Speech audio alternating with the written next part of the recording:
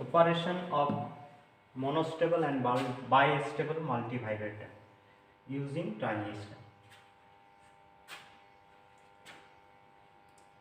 অ্যাস্টেবল মাল্টিভাইব্রেটরের ক্ষেত্রে বোথ সাইডে একই রকম স্ট্রাকচার ছিল। এখন মনোস্টেবল অপারেশনের ক্ষেত্রে সেটাকে একটুখানি চেঞ্জ করা হয়। এর বেস রেজিস্ট্যান্সটাকে তুলে নিয়ে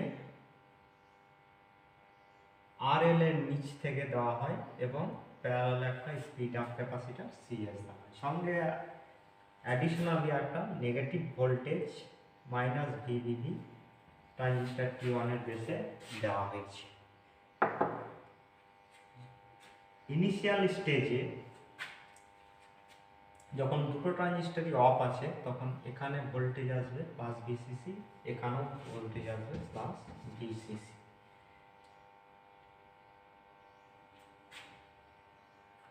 যখন কোনো বেস কারেন্ট যাচ্ছে না, when there is no base current through the transistor T1 as well as transistor T2, voltage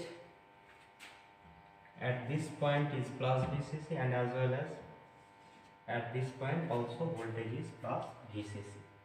Now what will happen? This voltage will be opposed by this negative voltage, so base current through T1 will be less as compared to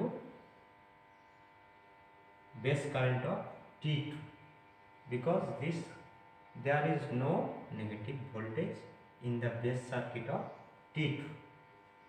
তাহলে এবার base current এর ক্ষেত্রে তৈরি হবে এই path দিয়ে RL1 C2 এবং এই পাথ।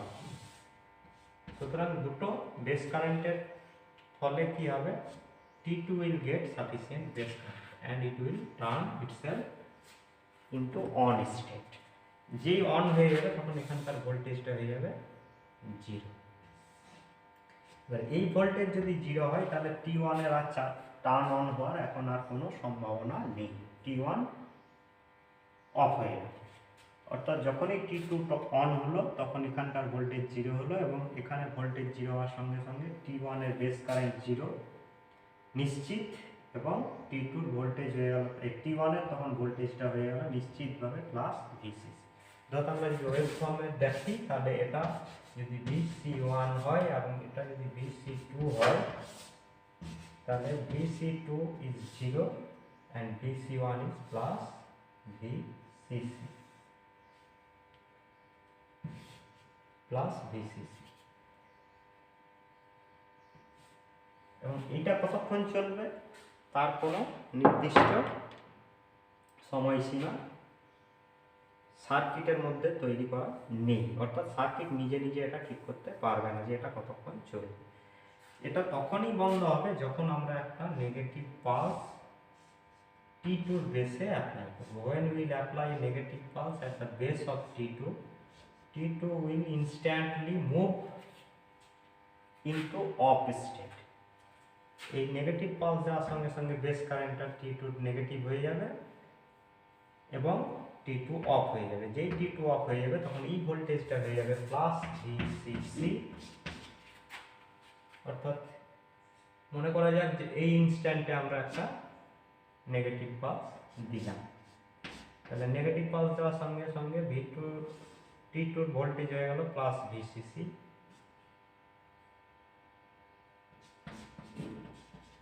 এবং এই +VCCর জন্য এবার কি হবে, এখানে একটা নেগেটিভ ভোল্টেজ থাকা সত্ত্বেও আস্তে আস্তে এর বেস কারেন্ট পাস করবে।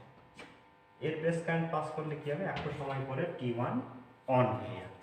তখন T1 যেই অন হবে T1 তখন হয়ে যাবে কি 0, অর্থাৎ VC1 হয়ে যাবে 0 এবং এইটা কতক্ষণ চলবে, এইটা সার্কিট নিজেই ঠিক করবে।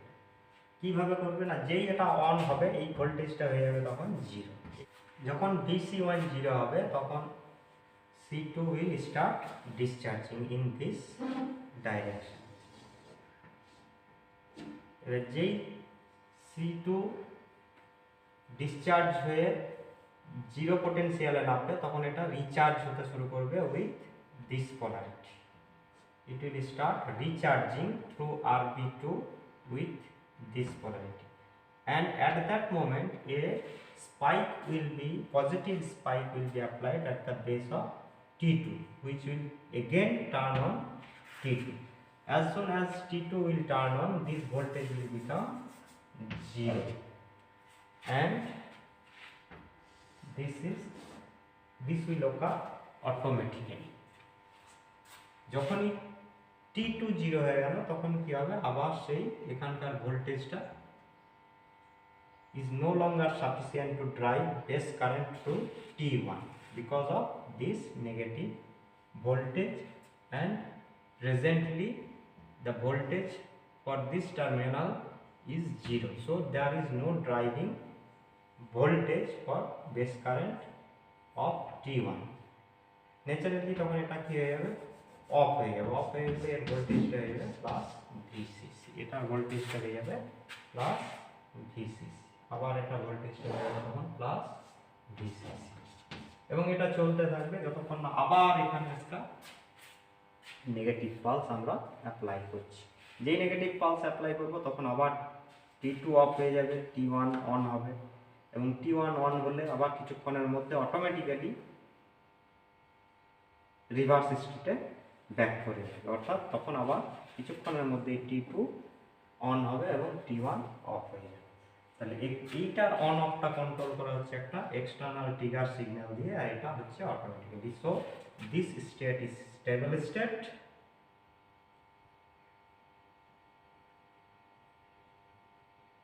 and this is unstable or quasi stable. তাহলে এখানে আমরা ওয়েভ ফর্মে যদি দেখি তাহলে কোনটা স্টেবল স্টেট পেলাম না, যেটা automatically turn on turn off হচ্ছে না, যে স্টেটটাকে আমরা চেঞ্জ করছি। আমরা দেখতে পাচ্ছি যে নর্মাল স্টেট হচ্ছে T2 এর জন্য 0 আর T1 এর জন্য প্লাস ভিসিসি। তাহলে this state is stable state or stable state, or this state is quasi stable.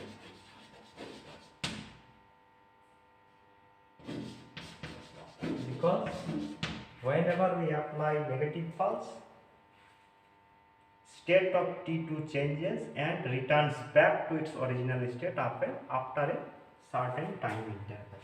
So state of T2 is stable, state of T2 with 0 voltage is stable, and state of T1 with plus VCC is stable, and state of T2 with plus VCC is quasi stable, and state of T1 with 0 voltage is quasi stable state.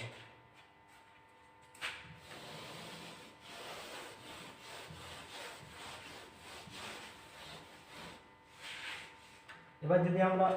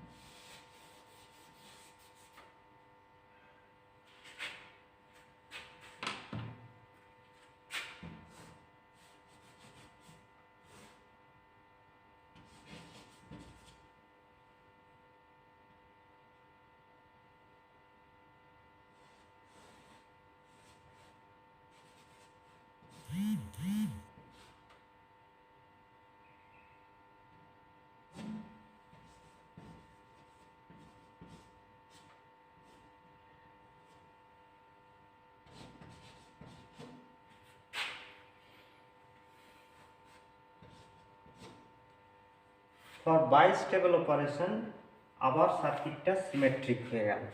for bistable operation সার্কিটটা আবার symmetrical হবে, এবং both সাইডে একই রকম ভাবে আমরা speed up capacitor লাগাবো দুটো,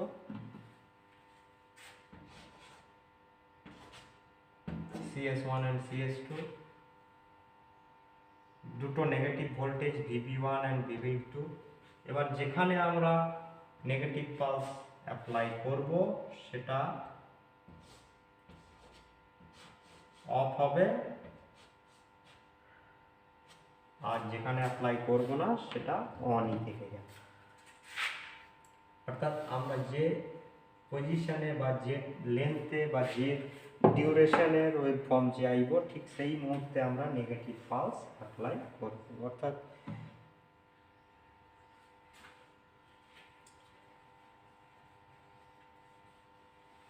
ইনিশিয়াল স্টেটে VC1 আর VC2 কেমন হবে?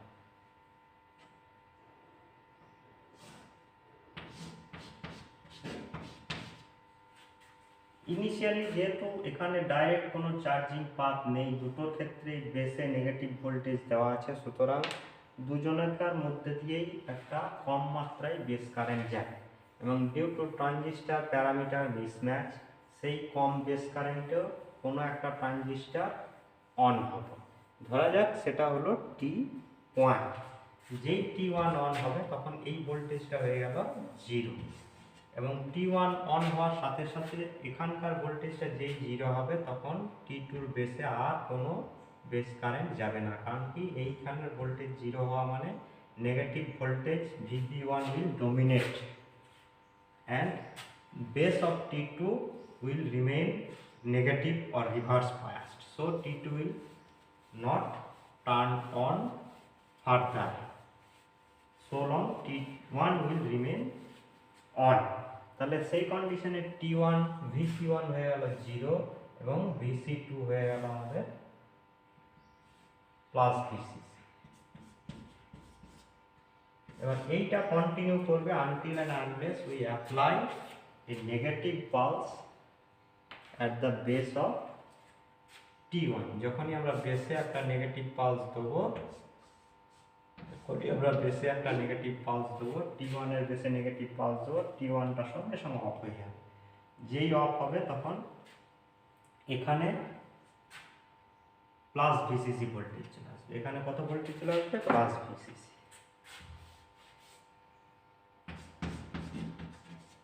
এবং T1 এর বেসেও আর কোনো বেস কারেন্ট থাকবে না, কারণ কি না due to this additional negative spike. এবং T2 এর ক্ষেত্রে তখন এই স্পাইকটা দেওয়া হয়নি, সুতরাং এর বেসে যে বেস কারেন্ট মিনিমাম যাচ্ছিল তাতেই এটা তখন অন হয়ে যাবে, অর্থাৎ এটার ভোল্টেজ হয়ে যাবে তখন 0। অর্থাৎ স্টেটটা পাল্টে গেল, VC2টা হয়ে গেল 0, VC1টা হয়ে গেল প্লাস VCC। আবার এটা চলতে থাকে until and unless we apply negative pulse at the base of T2। যেই T2 এর বেসে নেগেটিভ পালস অ্যাপ্লাই করবে এই ভোল্টেজটা প্লাস VCC হয়ে যাবে, তখন T1টা অন হয়ে যাবে, এর ভোল্টেজটা হয়ে যাবে 0 এবং this condition will prevail until and unless we apply again negative pulse at the base of T1। So this is the operation of bistable multivibrator।